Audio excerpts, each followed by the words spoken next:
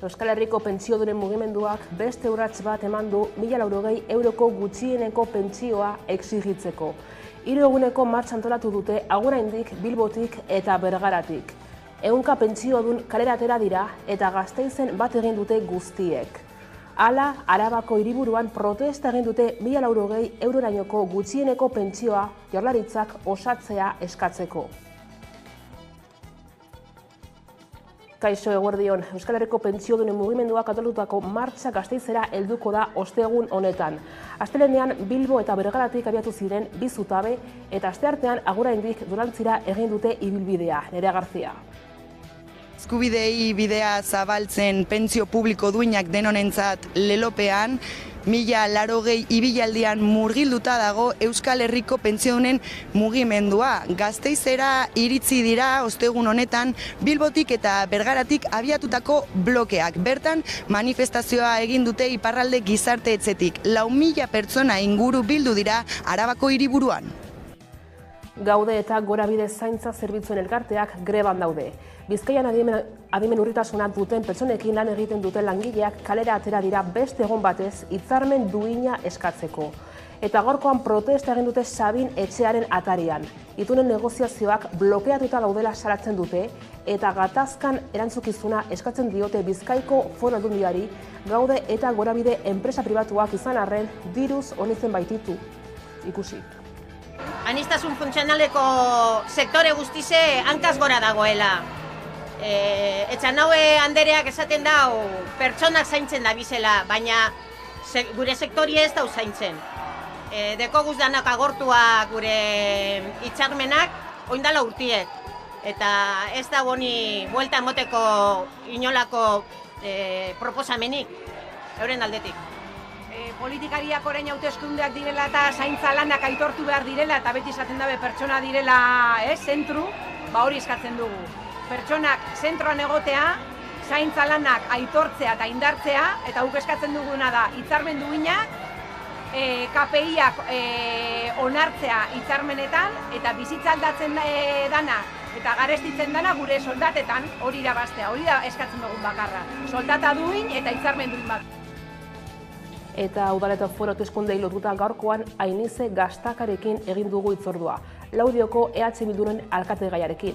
Laudion EH Bilduk zergatik gobernatu beharko lukeen galdetu diogu. Herria eta aintzat hartzea eta entzutea precisamente jende guzti hori. Gehiago da, guretzako garrantzitsuagoa da, jende guzti hori dagoena benetan bere eremu naturalean, espazio naturalean aktibatuta jarrai dezala, guk udaletik beraiek bultzatzea nolabait, guk gurea eta guk nahi dugun bezala egitea baino, ez? Herri bizia eta piztuta den herri bat, horrelako nortasun anitza izan behar du. Eta Tina Turner rock abeslaria hilda asteazken honetan bere etxean Suitzan. 83 urte zituen eta gaixotasun luze baten ondorioz bere ahotsa betirako itzali da. 1929ko azaroaren 26an jaio zen Anna Mae Bullock izenarekin Notbushen, Tennessee. 53 urte baino gehiago eman zituen eszenatokietan 2013an erretiroa hartu zuen arte 73 urterekin. 50ko hamarkadaren erdialdean hasi zuen bere ibilbidea musikala Ike Turner bikote arrakastatsuan. Bakarlari gisa ere arrakasta handia lortu zuen 1984ko Private Dancer albumarekin. Let's Stay Together, We Don't Need Another Hero eta The Best abestiekin. Guztira 200 milioi disko baino gehiago saldu zituen mundu osoan. Eguneko titularak aipatuta heldu diezaiogun eguneko gai nagusiari. 1.080 euroko pentsioa exigitzeko beste urrats bat eman dute pentsiodunek. 3 eguneko martxa antolatu dute Aguraindik, Bilbotik eta Bergaratik. 100 pentsiodun kalera atera dira eta Gasteizen bat egin dute guztiek. Hala, Arabako hiriburuan protesta egin dute 1.080 eurorainoko gutxieneko pentsioa Jaurlaritzak osatzea eskatzeko. Gasteizen bat egin dute 100 pentsiodunek 3 eguneko martxa egin ostean, astelehenean Bilbotik eta Bergaratik abiatu ziren eta asteartean Aguraindik. Kilometroak bizkar gainean eta 5 urte borrokan eman ostean, Euskal Herriko pentsioen mugimenduak tinko jarraitzen du. Eta 1.080 euroko gutxieneko pentsioa ezarri arte ez duela etziko argi du. Arabako hiriburuan protesta egin dute 1.080 eurorainoko gutxieneko pentsioa Jaurlaritzak osatzea eskatzeko. Batez ere, oraingo honetan 1.080 eurora pentsioa osatzeko eskatzen diogu Eusko Jaurlaritzari eta Eusko Legebiltzarrari, batez ere hori da, ez da, une berean baita ere Nafarroakoari, ez da, hori da gaurko aldarri nagusiena. Hegoaldean, 1.080 euroko gutxieneko pentsioa berehala ezartzea aldarrikatzen dute. Hala, hilaren 29an Iruñan protesta egingo dute parlamentuaren atarian. Horrez gain, pentsiodunek nahi dute Espainiako Kongresuan ordezkaritza duten alderdiek pentsioen azken erreformaren lege proiektuaren eztabaida erabiltzea, erretiro adina berriro 75 urtetan jartzeko eta pentsioa osorik jasotzeko kotizatu beharreko urteak 15era jaisteko. Era berean, Espainiako gobernuari ere bai gutxieneko pentsioa ezartzeko. Eta hori, Espainiako gobernuak egiten ez duen bitartean, Eusko Jaurlaritzari eta Nafarroakori eskatzen diogu. Ahal duelako eta bainera baliabideak badituelako horretarako. Bestetik, Arabako zahar egoitzetako langileek bi greba egin dituzte ELA eta LAB sindikatuek dituta. Alde batetik, Arabako lehen hitzarmena negoziatzea eta sinatzea eskaintzen dute, eta beste alde batetik, Bizkaiko eta Gipuzkoako adinduen egoitza pribatuen baldintzak izatea eskatzen dute. 2022ko urrian kalera atera ziren eta mobilizazioak eta manifestazioak antolatu zituzten. Hala ere egoera aldatu ez denez, ELA eta LAB sindikatuek euren aldarrikapenak kaleratzea erabaki dute berriz. Arabako lehenengo hitzarmenaren negoziazioa blokeatuta dagoela salatu dute eta prozesuak aurrera egiten ez badu, ordezkariek azpimarratu dutenez mobilizazio gehiago egingo dituzte.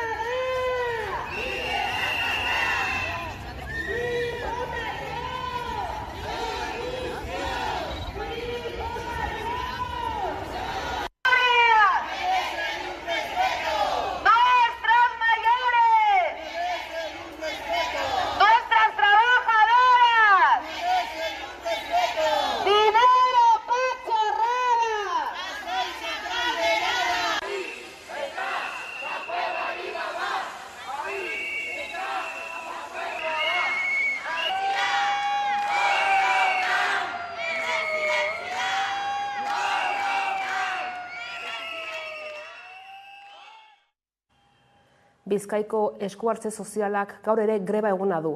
Bilbon egin du protesta eta euren aldarriak udaletxera eta Bizkaiko Foru Aldundira eraman dituzte.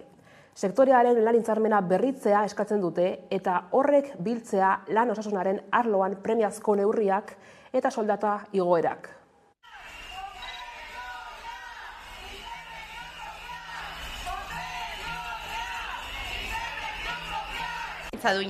Soldata duinak, IPC behintzat sustatzea eta arrisku psikosozialak bebai bermatutea.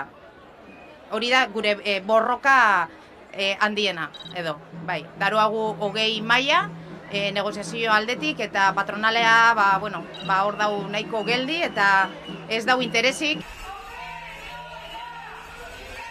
Historikoa da, lau sindikatuok egin duguna, momentu honetan ELA, LAB, Komisiones eta SK elkartzea, plangintza akordio basa baten inguruan adostu dugu eta mobilizazio batzuk ere adostu ditugu. Espero dugu, behingoz, bai patronala eta bai administrazioa, udaletxea zein diputazioa jarri daitezela eskuarte soziala osatzen dugun langileokin Harrik esaten kalean ikusiko gaituzte eta borrokan jarraituko dugu eta ikusten dugu langile pilo elkartzen ari gara mobilizazioetan eta lortuko dugu sinatzea hitzarmen duin bat. Eta etxebizitzen espekulazioaren salaketa eta amalurraren defentsa egin dute Senperen. 1.000.000 eurotik gora salgai den etxalde baten salmenta salatu du herritar talde batek. Etxaldearen prezioa Saferrak estimatzen duena baino 3 aldiz garestiagoa dela argudiatuz.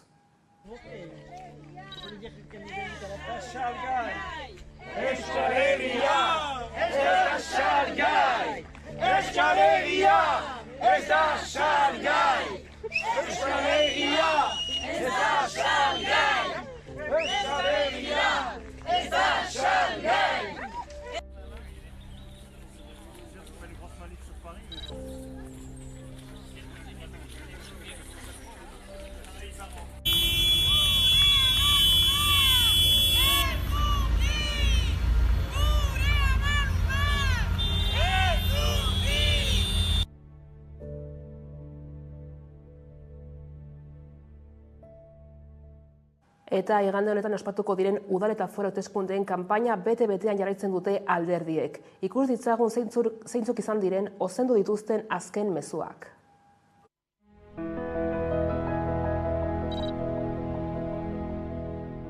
Ez gara provokazioetan eroriko, ez dugu eta ez gara lokatzetan mobituko. Gurea herria delako, gurea printzipio eta baloreak direlako, eta gurea ardura historikoa delako.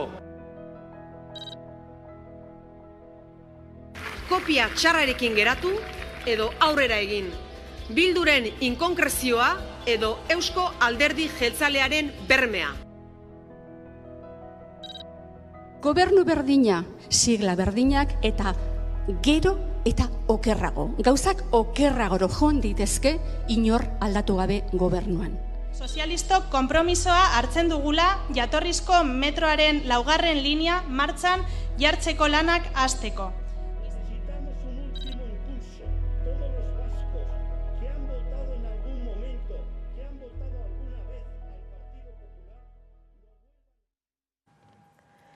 Hiru egun falta dira hauteskunde gauerako eta alderdiek kanpainako azken egunotan herritarren arreta erakartzea izan dute xede nagusi. Araban eta Gasteizen EAJ eta EH Bildu alderdien arteko borroka izango dela aurreikusten da. Nolakoak izango dira kanpainaren azken ekitaldiak, Nerea? Hauteskunde kanpaina ostiral honetan amaituko da. 16 egunen ostean alderdiak hauteskunde gauaren zain izango dira. Azken egunotan EAJ, EH Bildu, PSE eta Elkarrekin Podemos alderdiek herritarrei euren botoa eskatu diete. Konpromisoak, proiektuak eta aldaketa izan dira gehien errepikatu dituzten hitzak.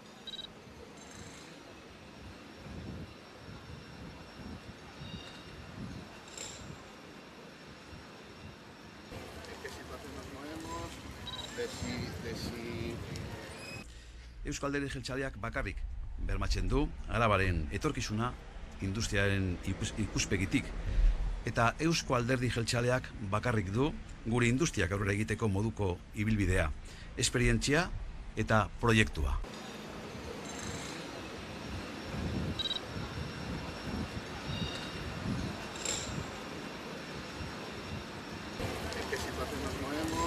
Estas elecciones hay voto útil o voto inútil y hay voto productivo o voto improductivo.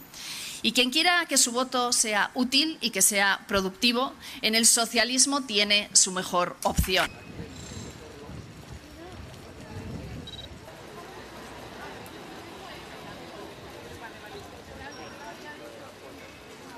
Eta bide horretan guk lurralde honetan konfiantza daukagu. Eta jauzi berri bat egitera goaz.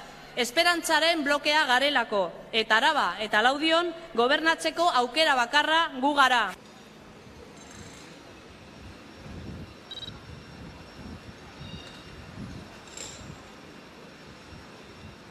Que todos aquellos que quieren y que aman a esta tierra, que quieren que tengamos más oportunidades para los jóvenes, para los mayores, de empleo, de futuro, que todos ellos piensen que ese cambio es posible y que el único voto que asegura ese cambio a mejor es el voto al Partido Popular.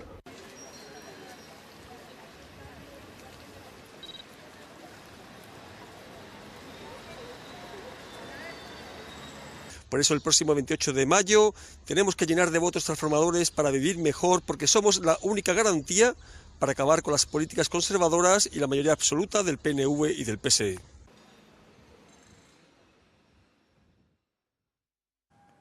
Eta hauteskundeekin jarraituz, Iruñako hautagaien proposamenak jaso ditugu ikastetxeetako hizkuntza politiken inguruan. Ikusi.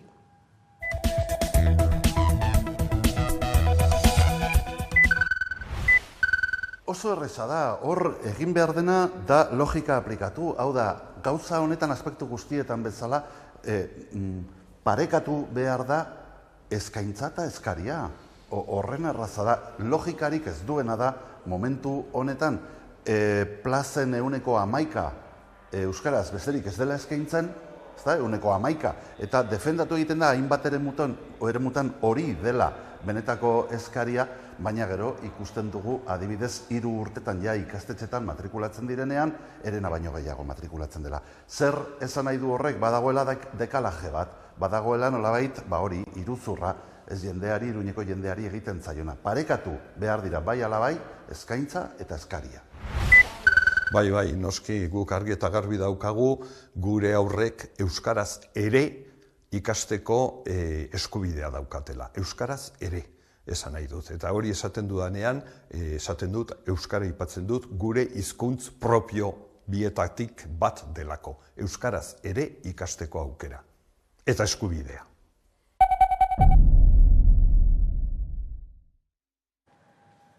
Eta 10 lagun elkartu ziren atzo arratsaldean Ataunen abiadura handiko trenaren aurka. Izan ere lakuntzatik ezkiora joan daitekeen korridorea egiteko zundaketa lanekin hasi dira dagoeneko Aralarren. Bigarren aukera bat ere bada mahai gainean, Iruñetik Gasteizera joango litzatekeena. Natura eta landa lurrak suntsituz, ezin da herria eraiki lelopean AHT-aren aurka elkartu dira Ataungo San Martin plazan. Larritzat, oso larritzat jotzen dugun informazio batek elkartu gaitu gaur hemen. Espainiako garraio mugikortasun eta hiriagenda ministerioak Nafarroko abiadura handiko trena Euskal Y-arekin lotzeko 2 alternatiba ditu mahai gainean. Lehena Iruñatik Gasteizera joango litzateke, bigarrenak berriz Iruña eta Ezkioko geltokia lotuko lituzke Aralar zeharkatuz. Landarlan eta Otsotarrak elkarteak Ataunen deitutako elkarretaratzan informazioa gizarteratu eta horren arabera erantzun bateratu antolatu nahi izan dute. Daukeun informazio apurre zabaltzea eta pixkat gizarte mailan, bai hemen Goierri eskualde mailan, Gipuzkoa mailan eta nola ez sakana mailan pixkat antolatzeko eta honi aurreiten saiatzeko pixkanaka antolatzea eta indarrak batzea. Iruña eta Ezkio lotuko lituzken alternatibaren azterketa teknikoarekin hasi dira, eta dagoeneko sakanako zein Goierriko udaletxeek Espainiako ministerioaren aldetik zundaketa lanak egiten hasteko oharra eta zehaztapenak jaso dituzte. Trenbidea lakuntza ingurua sartuko litzateke lurrazpian, eta Ataun alderik alde zeharkatuko luke, hegoaldetik ipar-mendebaldera arte. Altzania eta Atxurbideren azpitik pasako litzateke, Idiazabal eta Oleberria artean irten eta Ezkio itsasora iristeko. Oraindik ez da ibilbide honen inguruko txosten teknikori garatu. Testu inguru horretan elkarteek deritzote irizpide teknikori gabeko erabaki politikoak hartzeak ondorio larriak izan ditzakela eta jarrera erabat arduragabetza jotzen dute. Aralarreko zundaketa lanekin hasi badira ere Iruña Gasteiz alternatiba ez dute baztertu. Arkaitz Losarko sakanako trenaren aldeko plataformako kideak esan digu zati horretan ere zundaketa lanak egin nahian dabiltzala. Orduan uste dugu, zurruntasunarekin agian ere jokatzen daudela beste behin ere, eta naiz eta gauza bat esan, agian 2 proiektuak benetan garatzen ari direla edo ikerketa teknikoak egiten daudela 2 norabide horietan. Aipatutako zundaketa lan horiek egiteko €1.000.000 aurrekontua du ministerioak. Hezkuntzako bigarren grebaren ondoren Labek, Steilasek, Comisiones Obrerasek, ELAK eta UGTek manifestaziora ditu zuten atzo Iruñean. Hezkuntza sailaren blokeoaren aurka eta datorren ikasturtean proposatutako hobekuntzak ezar daitezen eskatzeko. Horien artean ratioen jaitsiera, plantillen egonkortasuna, gainzama murriztea eta erosmen ahalmena berreskuratzea. Hezkuntza arloko ikasturte honetako bigarren grebaren ondoren, Labek, Steilasek, Comisiones Obrerasek, ELAK eta UGTek deituta manifestazioa izan zen Iruñean. Berriz ere irakasleak karrikara heldu ziren euren eskubideak aldarrikatu eta lan baldintzak hobetzeko asmoarekin. Manifestazioa Hezkuntza Departamentutik abiatu eta Parlamentu gibelean finitu zen. Hezkuntza publikoaren alde lelopean, sailaren blokeoaren aurka eta datorren ikasturtean proposatutako hobekuntzak ezar daitezen. Horien artean, ratioen jaitsiera, plantillen egonkortasuna, gainzama murriztea eta erosahalmena berreskuratzea. Hemen gaude berriz sindikatuan, mahai sektorialeko gehiengo sindikala, aldarrikatzen, ja aspaldidanik ezaguna diren 4 aldarrikapen hoiekin jarraitzeko, badirela ratioen jaitsiera, egonkortasuna, soldaten edo erosahalmenaren berreskurapena eta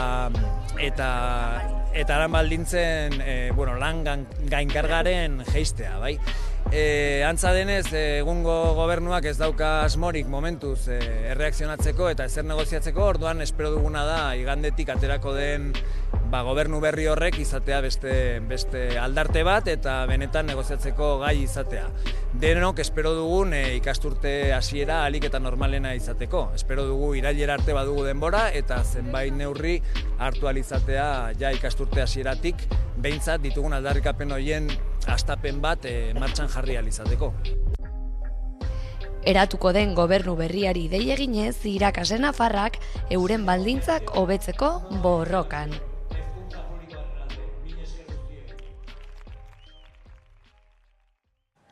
Asteburuko euri jasen ondorioz, Gipuzkoako eta Nafarroako zenbait herrik hondamendi eremu izendatzeko eskatu dute. Euriteek kaltetutako Urumearen ibilgunearen bide sarea ordea ez da hondamendi eremu izendatuko. Gipuzkoako aldundiak baztertu egin du Urnieta, Hernani eta Ereñotzuren eskaera kalteak ebaluatzen jarraitzen badute ere. Gipuzkoako Foru Aldundiak baztertu egin du Urumeako ibilguaren bide sarea hondamendi eremu izendatzea. Larun batean kalte handia jasan zituen inguruak ordu batzuetan izandako euri jasen ondorioz. 3 ordutan 200 eta 222 litro metro kuadroko neurtu ziren. Hau da 2011ko uholdeetan 24 orduz erregistratutakoak baino 60 litro gehiago. Urumea Ibarreko errepide sarea normaltasunera itzultzeko jarduketa berrienak egin ondoren, Foru Gobernuak udal arduradunei jakinarazi die kalteak izan direla, baina kalteak ez direla hondamendi eremu baten eskerari erantzuteko bezain garrantzitsuak. Euriteen ondorioz ibaien urmaile igo egin zen eta lur jausiak izan ziren G 3410 errepidean, Hernani eta Goizueta lotzen dituen errepidean. Aldundiaren eskumena zen errepide hori istea, harik eta uraren mailak behera egin eta bidea berregokitzeko lanek bidea berriro ireki zuten arte. Hernaniko Fagoia Gauzoko bizilagun batek kontatu digu asteburuan bizitakoa.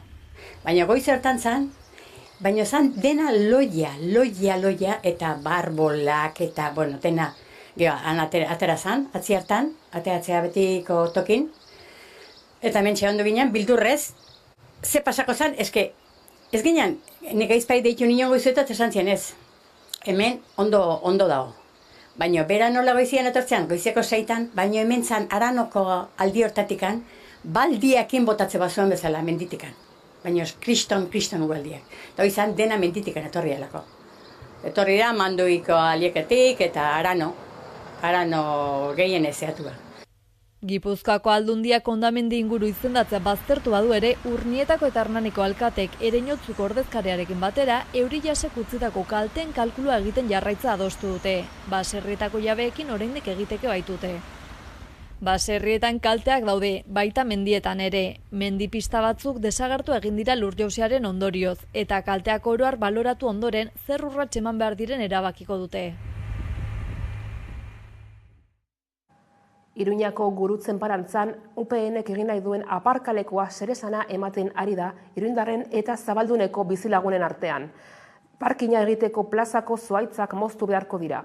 Obrek izango dituzten kalte eraginaiz ohartarazi dute auzokide eta merkatariek. Iruñeko Zabalgunean kokatzen da gurutzen parantza. Zuhaitz izugarri handiz betea dago. Erdian iturri bat eta jolas parke bat. Auzokide, paseatzaile eta gurutzen parantza ikastetxeko jolas eta arnaz zelaia da. UPNek legegintzaldia finitu aintzin, plaza errotik suntsituko duen aparkaleku bat egiteko asmoa iragarri du. Ikasle, bizilagun zein merkatariak proiektuaren kontra azaldu dira. Badakigu mugikortasunarekin auzoan arazoak daudela, bereziki ibilgailuak aparkatzearekin. 15 metroko sakoneran 4 solairu industria eskatuko du, 2 etxealdiko luzeran. Horren ondorioz, ondoko eraikineak hondatu egingo dira. Zimendu sakone gabeko etxebizitza zaharrak bai dira. Hori dela eta proiektua prestaz bultzeko arrazoa zein den jakingo nahiko genuke. Inguruan bizi diren persona gehienen iritziren aurka, eta baita udal batzarren gehiengoaren aurka ere. Horrez gain, espedientea berehala geldiarazteko eskaten diogu. Zain dezagu Gurutze plaza eta bere inguruan. Gurutze enparantzako parkinaren ordez, haunitz dira egin litezkeen alternatibak. Horietako bat, bertatik oso gertu Galizia etorbidean, zahar berritzen ari den Maristasen eraikin zaharrean aparkalekua egitea. Hiriko plazak basamortu bilaka ez daitezen eta udako egun beroetan, iruindarrek fresko egoteko arnasgune berdeak mantendu ditzagun.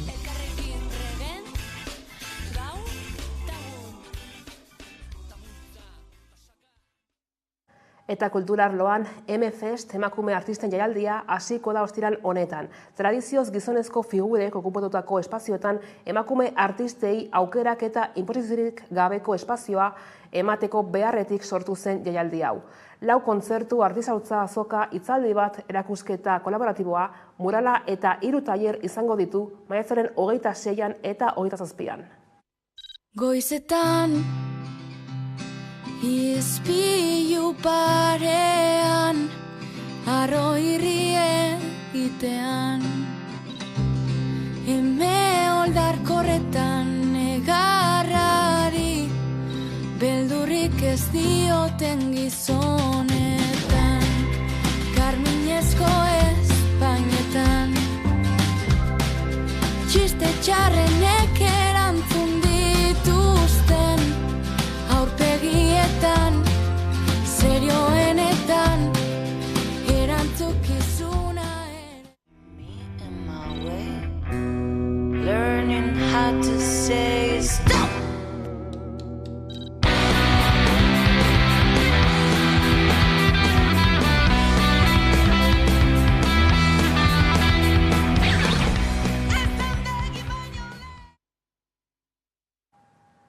Eta Korterraza Gasteizko eta Arabako Aire Zabaleko film laburre jaialdia ospatuko da uztailaren 20tik 22ra. Korterrazak 3 proiekzio jardunaldi eta 6 kontzertu eskainiko ditu jaialdiaren 3 egunetan, Artium Museoaren kanpoaldean. Gainera jaialdiak Arabako lurraldea zeharkatuko du ekaineko azken asteburutik irailaren hasierar arte. Guztira 1123 obra aurkeztu dira.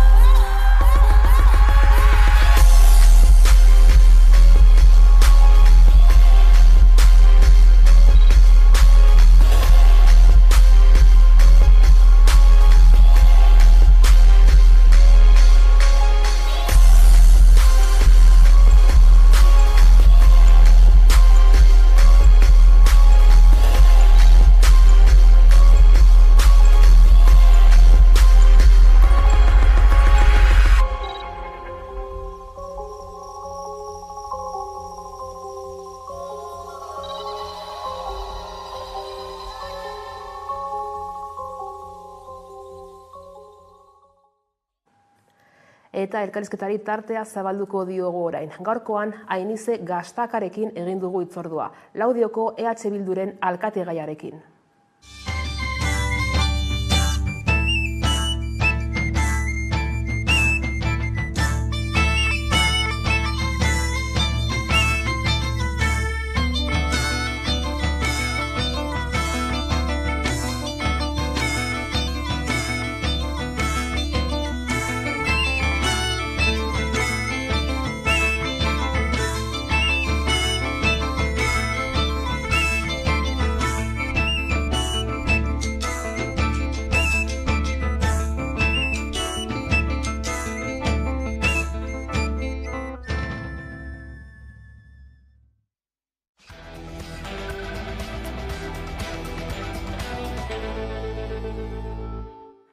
Bada 12:30 iritsi direla, heldu zaigu eguneko elkarrizketa nagusiari heltzeko unea, eta horretarako hemen dugu gurekin Ainize Gastaka, hauteskunde hauetan Euskal Herria Bilduren hautagaia, alkategaia Laudiorako, ondo etorri. Eta tira geroz eta gutxiago falta da hauteskunde eguneako, 3 egun falta dira iganderako. Nola ari zara bizitzen aurtengo hauteskunde kanpaina hau, nola zaude? Oso intensoa da. Egia da dela nire lehenengo, ez da lehenengo kanpaina, baina bai ardura honekin. Beraz, beste modu baten bizi da, eta oso barrutik, eta bai, topera. Bai, ez, baina egia da Laudioko udal politikan aldaketa asko jaso izan direla azken hamarkadetan, ez? Zer nolako irakaspenak utzi dituztonek, edo ez, aurtengo aukera honi begira? Egia da, Laudiok ohitura arraro bat izan duela, dala holan ibiltzea batetik bestera, ez? Dantzan, alderdi batetik bestera, gainera normalean 2 ziklo betetzen ditu alderdi bakoitzak, eta irakaspena da, bagian horrekin ere amaitu behar dela. Ohiturak batzutan aldatu behar dira. Eta zergatik, epe luzerako proiektuak egin ahal izateko. Bai, ez da horrek baduen arriskua horixe bera bada. Eta hain zuzen ere justu azken legegintzaldian, kasu honetan, ez, EAJ izan da buruan, zuek oposiziotik nola bizi izan dituzu azken urte hauek? Gehiengoan egon dira, eta egia da gogorra izan da, ez bakarrik oposizio talderako, herriarentzako ere. Ze oso sartuta egon dira euren bulegoan, eta gauza asko oposizio taldea ni ez naiz egon zinegotzi, baina zinegotziek askotan kontatzen dute oso gogorra izan dela lana, ze informazio oso eskaz heltzen zen, edo inkluso atzeratua, adibiderik argiena da, Laudion anbulategi berria egin behar dute, eta kokapena, eta egin behar zutela komunikabideen bidez jakin izan zuten, jakin izan dugu danok. Horrelako gehiagikeriak gertatu dira. Ez, eta horretaz aparte herriari berari begira, ez, Laudioren, ez, bizigarritasun horri begira, nolako Laudio utzi du EAJak azken urte hauetan? Baitu, hilabete hauetan, aukera handia izan dut, jende askorekin hitz egiteko, ez? Eta sentsazioa da, berdina guztietan, kasu guztietan, aktibatuta edo antolatuta dagoen edozein pertsona, berdin dio kulture espazioetan, edo berdin dio zein eremutan antolatuta daudenak, leher eginda daude. Udalearen dei baten zai, bilera baten zai, diruaren zai, beti udala oztopo bilakatu da, herrian bizitza sortzen duten pertsona horientzako. Beraz, hauek aintzat hartu da Ainize, zergaitik gobernatu behar du Laudion Euskal Herria Bilduk? Nire ustez EH Bilduk daukan nortasuna hori bera da, herria, eta aintzat hartzea eta entzutea precisamente jende guzti hori. Gehiago da, guretzako garrantzitsuagoa da, jende guzti hori dagoena benetan bere eremu naturalean, espazio naturalean aktibatuta jarrai dezala, guk udaletik beraiek bultzatzea nolabait, guk gurea eta guk nahi dugun bezala egitea baino, ez? Herri bizia eta piztuta den herri bat, horrelako nortasun anitza izan behar du. Bai ez, erronka ez da makala eta horixe gidatzeko prest bazauden nahi ikusten zara, ez horre alkate gai gisara. Gogoz, bai, gogoz. Oso ilusionantea da. Egia da, berez nire lanbidea bokatua da, eta kudeaketak ez dit beldur berezirik ematen, azken finean, salto natural bat bezala ere ulertu dezakegu. Eta, herriari eskaini ahal zaion hori bezala, egia esan momentu honetan egia da, erronkak kolosalak dira, baina dena egiteko dago eta oso gauza politak egin daitezke. Beraz, hori ere oso ilusionantea da. Bai, ez da zentzu horretan badukazue asmo handiko programa bat ere ez prestatuta, baituzue proposamen sendoak, egun hauek gainera kanpainan bai izaten dira ez horixek partekatzeko, edo jendeari horiek azalduta erakusteko, nolako harrera ari dute izaten? Zeran, uste genuen gehiago izango zela harridura, baina jada ari dira egun batzuk pasatzen, eta harridura baino uste dut dela, harrera ona ari dela jasotzen, ze gure programak parte hartzean, lehenengo eta behin parte hartzean oinarritzen da, baina gero guk egiten ditugun proposamen guztiak ez dira legegintzaldi batetara mugatzen, epe luzerako proiektu batan. Are gehiago, esan dezakegu, badela guk Laudio 15 urte barru nola ikusten dugun edo zer nahi dugun. Eta horregatik pentsatzen genuen, ostras, hau handia da. Ilusionantea da, niretzako da, asko pizgarriagoa da joatea horrelako proiektu sendo eta potente batekin Laudio osoa integratzen duena modu orokor batetan. Baina harrera zein izango da, ez? Harridurarena, eta ez, uste dute jendeak horren beharra ere somatzen duela. Bai. Importantea da, herri bat, norantza baten kokatzea. Eta tira ez, programa horri begira ere ez, parte hartzea aipatu zu nola badagoen zentroan, nola baita esatearen, ala ere zeintzu dira bestelako ardaz nagusiak edo zein politika erdigunean jarrita ez? Politika erdigunean jarri behar duguna da parte hartzea. Hau da, Laudion aurreko legegintzaldian parte hartzea araudia onartu zen, EH Bilduren egindako aportazio gehienak jasota ditu, beraz, guretzako erraminta interesgarri bada, eta hori martxan jarri nahi dugu, baina martxan jarri benetan. Hau da, baliogarria izan dadin nahi dugu. Horrela, berriz ere, herritarrak ahaldundu, gaitu, erabakitzea almena eman, gure konpromisoa behin eta berriz esan dugu, badala, eztabaida foko guzti horietan, kontseilu guzti horietan hartzen diren erabakiak, gure konpromiso politikoa dela, horiek errespetatzea naiz eta izan gureak. Orduan, guk gure programa, foko horietara, foro horietara eramaten ditugu eztabaidatzera. Horrek ez du esan nahi, horiek aterako direnik. Baizik eta guk, beste gainontzekoek bezala, hor proposatu eta eztabaidatuko ditugula. Eta erok programan ez, ageri diren proiektu ezberdinei erreparatuta ez, egia da hainbat badaudela edo fokuetariko bat badela bai ekonomian, zein hirigintzan eta biak uztartzean. Baita ere hor bestak beste industria eremuak bestelako modu batean antolatzea aipatzen da ez, zergaitik edo zein egoeratan aurkitzen da udalerria? Laudio izan duen bilakaera izan da, azkeneko hamarkadetan industriak bere garaian modu oso bortitzean sartu zen Laudion, eta gainera oso enpresa potenteak izan ziren. Hauek behar zituzten espazioak bere ganatu zituzten, eta ibaia ere beraientzako beste tresna bat bezala erabiltzen zuten. Bai hondakinak botatzeko, baita beraien tresneria hozteko eta. Orduan, bada garaia, berrantolatzeko herria, zergatik bada espazio industrial asko geratu dira erdiguneetan sartuta.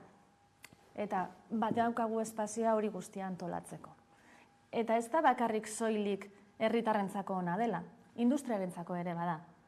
Ze adibide bat enbasezen proiektua da, enbasez auzo baten erdi-erdigunean geratzen da, espazio ez dauka edatzeko gaitasunik, txikituta bezala geratu da hor, eta zahartzeko kamioiak eta oso komplikatua da.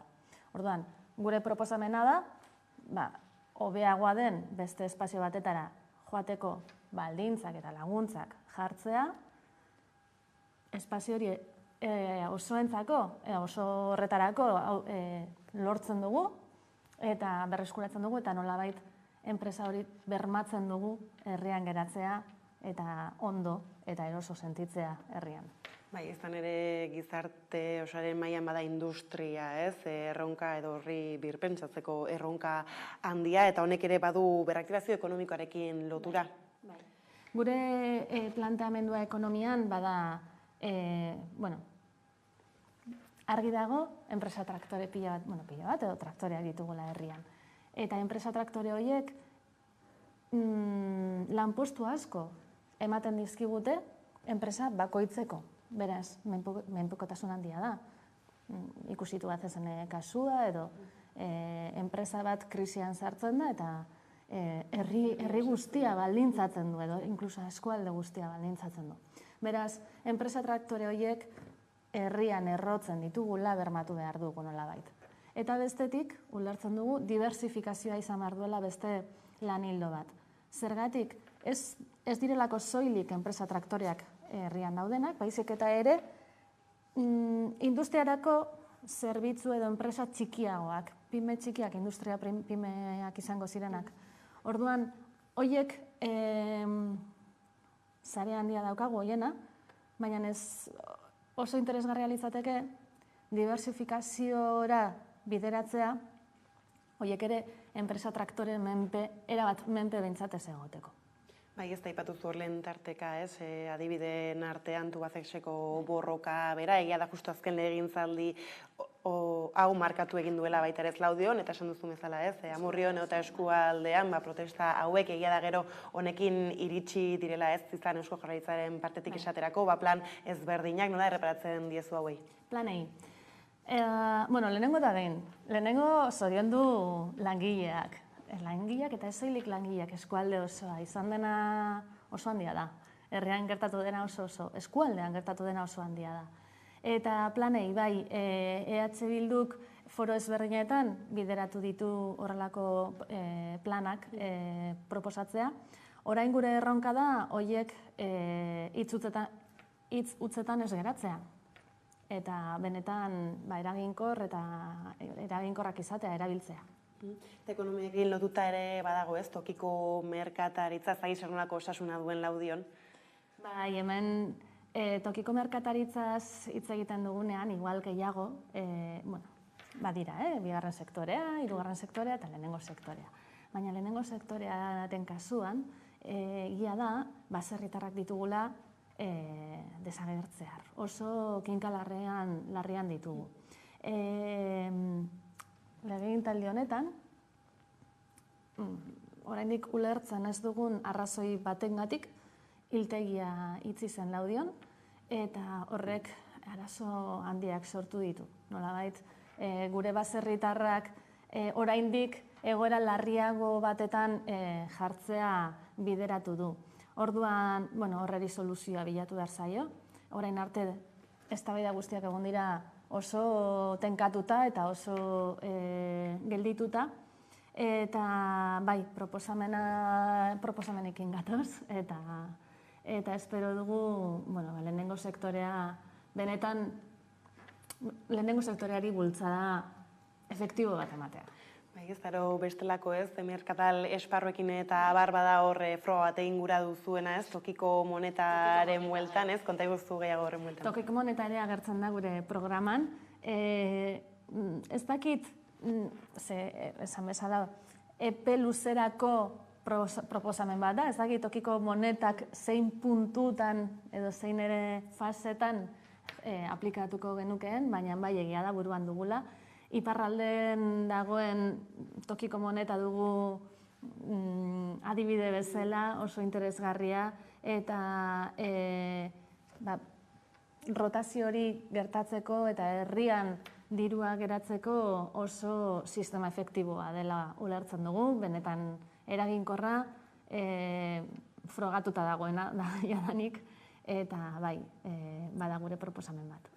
Baina bada alternatiba interesgarri batez, gaur egun bizi ditugun krisianitz horiei bidetxo bat topatzeko. Eta horretaz aparte hasiera nola industriaz eta hirigintzaz aritu garela aipatzen zenuen nola ibaien erabilpena eta inguruak horrei ere buelta bat eman behar zaiela udalerrian, hor Nerbioi ibaiaren bueltan eko bulebar bat ere proposatzen duzu zer nolakoa izango litzateke? Gure asmoa da, argi eta garbi garai berri bat atorkigu hau gainera. Ez da EH Bilduk horrela planteatzen duela, baizik eta planetak berak horrela planteatzen du. Baditugu alde batetik trantsizio energetikoa, klima aldaketa, badago gizartearen edo jendartearen zahartze prozesu bat. Orduan, berriz ere uste dugu herria horretara ere egokitu behar dugula. Eta hau modu bat da, eta ez da gure asmakizun bat, Europa osoan, inkluso mundu osoan egiten ari den zerbait da. Helburua komunitatea eta naturaren oreka, hobeago bat bilatzea da. Orain arte igual natura anikilatu dugu, eta bueno, pues, seguramente, eta Europan eta munduan badira beste adibide batzuk, naturarekin, natura errespetatzen bizi gaitezke. Eta ekobulebarra hori da. Beste modu bat ibaia bizitzeko. Bere rekuperazioarekin lortzen duguna da espazioak, benetan erabilgarriak direnak eta natura ere zaintzen dutenak. Halako oreka hori bilatu. Eta inguru horretan, ekobulebarra planteatzen dugu, hau da, etxebizitza molde ezberdinak proposatzen ditugu, zeinetan komunitate izaera hori bilatzen, bestelako etxebizitza molde ezberdinak egin aldiren, gazteak eta nagusien arteko elkar harremanak ere bultzatzeko, eta ez hori bakarrik ere, beste buelta bat ematen badiogu etxebizitza moldeari, seguramente guretzako erakargarriagoak, guretzako erosoagoak, merkeagoak eta ekologikoagoak izango dira. Izan ere izarren duen bestelako erronka bat, tokian toki bada ez, etxe bizitzen aferari nola heldu eta zer alternatia proposatu daiteken. Gainera agian ez da gazteekin ere lotzen da askotan. Bai, hori da gure asmoa, baina ez soilik gazteentzako, esan nahi dut. Auzo bat sortzea, auzoan oreka bilatu behar duzu. Eta zaintza molde ezberdinak bilatu nahi ditugu, pertsona gure erdigunean jarri, eta agian gazte eta nagusien arteko harremanak naturalak sortzen baditugu, seguruena zaintza harreman naturalak eta espontaneoak sortuko dira ere. Beraz ez da erronka makala ez, ekoburren hueltako hori izan ere erantzungura diozu ez, zaintza, etxebizitza eta guzti horretaz aparte ere ez, herri bizigarria egite aldera kirolean ere badaukazue fokurik, zer nolako aukerak sortzen dira hor udaletik? Laudion gertatzen da, kirol instalazioak oso zaharkituak geratu izan direla eta oso gutxi ditugula. Eta hau da, atzetik datorren, gabezi bat, herri osoak onartzen duena, asumitzen duguna guztiok, hori ez da baida bat, hau danak dakigu, herrian behar handiak ditugula. Eta berriz ere, ez dugu partxeoa nahi. Guazen, pentsatzera, zer nolako herria nahi dugun. Eta zer nolako herria nahi dugu? Osasuntzu bat, herri osasuntzu bat. Eta horretarako behar ditugu espazio naturalak, espazio irekiak, zeinetan ere modu kalean ibili, bizikletaz ibili, eta kantxak behar diren, eta baita behar dira espazio itxiak. Zaila da, herria ez da erreza, ez daukagu leku bat esateko, hemen egingo dugu makro zera bat, Laudio ez da makro espazioetarako herria. Orduan, nire ustez egin behar duguna da, eraginkorrena, dala guztiok batu, erabaki zer egin, eta ez saiatu bilatzen, halako instalazio ultrapotenteak agian, ditugun eraikuntzen berrerabilpenarekin, edo, pabelloien bestelako proiekzio batekin, horrelako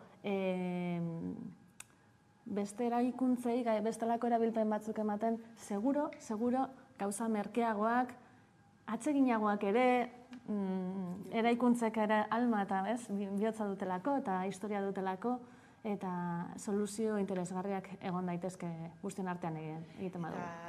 Antzeko zerbait gertatzen da kulturari bideratutako azpiegiturekin eta bar, edo zentzu horretan? Apur bat bereziagoa da, egia da gabezia handia egon dela herrian. Hemen badugu altxor txiki bat, dela Lamuza parkea. Eta hemen egon da buru belarri sos parkea taldea, eta beraiei esker, gehien bat lortu dute beraien parkearen birgaitzea. Beraiek ere ez dute soilik birgaitzea espazialki eskatzen, baizik eta badute buruan zer nahi duten hor planteatu, ze bere garaian orain arte kulturretxea izan da. Eta aparte orain ari dira legegintzaldi honetan seguruenik amaituko da antzokiaren obra. Gure proposamena da, bai, Lamusa parkean, SOS parkeak planteatzen duen proiekzio hori planteatzea, oso interesgarria da, oso gaitasun artistikoa bultzatzeko eremurik idealena da eta zerbait aurreratua eta polita izan daiteke. Baina bai planteatzen dugu hau, herri mailan baliteke espaziorik txikiena egin batean, ez? Kultur sorkuntza izan daiteke inkluso norbanako proiekzioarekin. Antzokia izango litzateke bestelako ertaina, proiekzio ertainarekin, izan daiteke antzerki bat, bestelako horrelako formatoekin, eta uste dugu beste hirugarren behar bat dagoela, dela formato handia exigitzen duten kultura eskaintza horretarako. Horretarako planteatzen dugu ere, erdigunean, ez da guk asmatutako proiektu bat, baizik eta kulturlabek eta SOS parkeak eta herriaren elkarteak ere horrelako planteamendu bat egiten du, Bizkaia kalean dela herriko erdigunean espazio polivalente bat planteatzea. Horrela ja, egitura guztiak, behar ditugun egitura guztiak izango genituzke, eta gero bigarren horkoska da, kudeaketa bera, nola egin. Bai, ez, behintzat badaude aukerak, ez hori ezin genezake ukatu, eta guzti hau ere, ez, Euskara erdigunean jarrita aipatzen zu, ez, programan bertan baita ere egia da, azken denboran, ez, jende oso kezkatuta badagoela, ez, Euskararekin, bueno, ez, afera ezberdinak jarri dira mahai gainean azken hilabeteetan, ez, asko ere lotuta agian, ez, udalean zer hizkuntza erabiltzen diren, ez, eta, bueno, baita herrian sustatzearekin. Guk argi dugu. Euskara zeharkakotasunez zertatuko dugu udaletxean. Gure nortasunaren barne dago, nortasuna Euskara eta euskal kultura gure nortasunaren barne edo propioa da, eta hori udalean horrela txertatua egon behar du. Horretarako planteatzen ditugun baldintzak edo ez zoilik esan, bueno, zeharkakotasunez aplikatuko da Euskara, ala eta punto, jazta, ez da hori. Ulertzen dugu, euskalgintzan jarduten duten elkarteekin, nolabait, aitortu eta hauekin elkarlanean egon behar garela, ze egia da, euskalgintzan aritzen diren elkarte gehienek egiten duten kritika izan da, esaten da, bueno, pues ez dago ez da telefonoa jasotzerik, ez dago ez da dei bat udaletxetik, hori sustatu behar da, elkarlana eta zaintza hori, horrelako elkarteei, arnazguneak aitortu, euskararen arnazguneak aitortu eta bultzatu ere. Gero, aktiboan diren euskaltzaleak hori bermatu jarraitzen dutela. Eta baita buruan duguna da beka sistema berria diseinatzea. Pausuak eman alizateko doakotasunera, baina baita ere online bidezko irakaskuntza barneratzea, ze laudion behintzat ez da horrela, eta laguntzeko, olako oztopoak kentzeko. Ere egia da, eta nire harridurarako, Euskalgintza Kontseiluaren konpromesuak sinatu berri ditut, zerrendaburu guztiei eskaini zaie, eta herrian ni izan naiz bakarra sinatu dutenak. Harrituta nago horrekin oraindik, baina horrela da, eta guk behintzat buru belarri horretara goaz. Horrela izanik esan egin behar da baita ere. Eta honekin aipatu ditugu, ez? Programako hainbat eta hainbat ertz, esan bezala, ez? Hainbatetan badaude gehiago, beraz interesa duenak, edo eta kuskusatu nahi duenak hor dauka, Laudioko programa, eta ere aipatzea ez orain justu ez, tira, hauteskundeen bueltan ez, prentsa behiratzen badugu guztiak dira, ez? Adierazpen batzuk, beste batzuk, ez, lokaztutako kanpaina atezari da asko hitz egiten bereziki agian, ez? Bada EAJ, Euskal Herria Bilduren aurka, ez, jarrera gogortzen ari dena, ez? Egunetik egun nola erreparatzen diozu ez, aurtengo kanpaina hori? Nik pertsonalki penaz. Bada modu bat, eztabaida politikoa alde batera uzteko eta nolabait eztabaida kalitatea benetan desagertzeko, kasi. Orduan oso penatuta zentzu horretan. Gogoz ja etorkizunari begira jartzeko, ja behingoz danok, eta benetan proposamenen inguruan hitz egin ahal izateko eta oraindik itxaroten, aber noiz datozena. Ez da, gainera bestelako foku bat ere bada abstentzioa bertan, ez dakit Laudiotik nola erreparatzen diozuen horri? Egia da, politika konbentzionalak duen ondorioa abstentzioa da. Zergatik, egiten zaion kritika nagusia da, benetan ez dela oso eraginkorra edo deskonexio handia dagoela herriarekiko. Gure partetik EH Bilduk hori ere nahi du, horreri buelta eman nahi dio, ez dugu politika konbentzional horretan sinesten, eta guk herrian gure konpromesirik handiena da precisamente hori, herria aldundu, herrietarra aldundu. Beraz, horren buelta, nolabait konbentzitu behar duzu jendea, ez? Abstentzia hori da, paso egiten duz, ez dut sinesten honetan, orokorrean. Gure helburua da hori, benetan ahaldundu tresnak eman, sinesteko bakoitzaren hitzak benetan balioa duela. Beraz, premisa horri helduta igandera begira bukatzeko zer mezu saldu Laudioko herritarrei? Baskotzeko noski, baina bai, ez da nik onartzen dut, hau dira nire lehenengo hauteskundeak eta ez da erreza egiten, boskatu EH Bildu ez da zerbait niretzako naturala egiten zaidana, baina bai, uste dut oso garrantzitsua dela parte hartzea. Parte hartzea, ze horrela bai, benetan gauzak egin daitezke.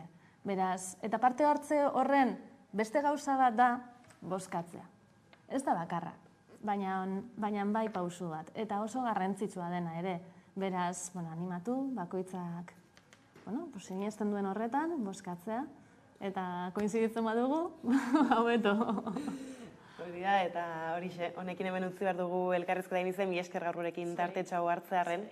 Eta horrela iritsi gara albistegiaren bukarara besterik ez gure aldetik, horiek izan dira gaur eguerdiak gurean gaur utzi dituenak. Gogoratu guztiak eta gehiago nahi duzuen aldiro 11.euskarero dela eskolagarri eroten duzan.